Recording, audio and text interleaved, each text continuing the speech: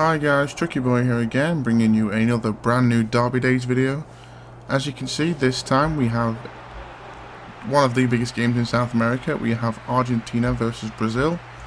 Now we're playing in Argentina. Obviously we're playing in El Monumental, which is Argentina's home stadium, and I am controlling Brazil, so I'm the away team. So yeah, you know, it's a very fast-paced game, this one, so I want to get right into it with all the statistics that we normally have.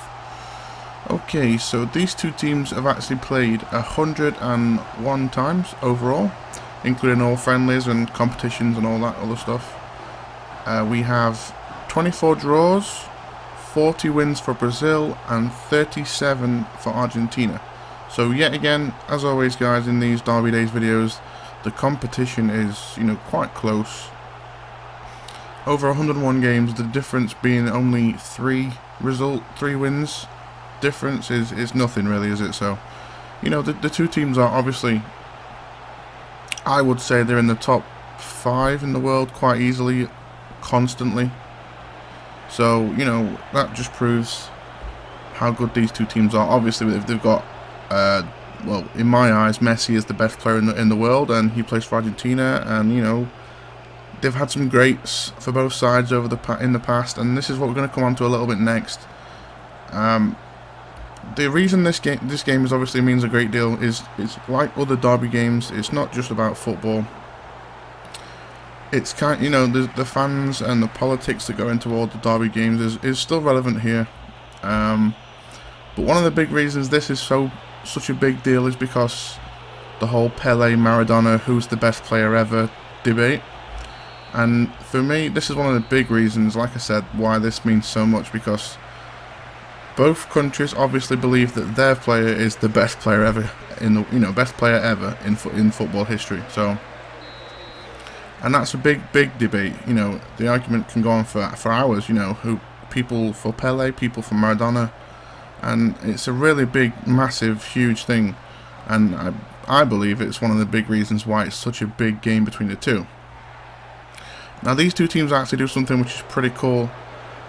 They play I think it's every season, I'm not quite sure on that, don't quote me, but they play something called the Super Classico, which is a two-legged game, one in Argentina, one in Brazil, and the two teams play each other, and they only select players that actually play in their country. So Brazilians will only pick people from the Brasileirão, and the Argentinian team will consist of players that play in Argentina.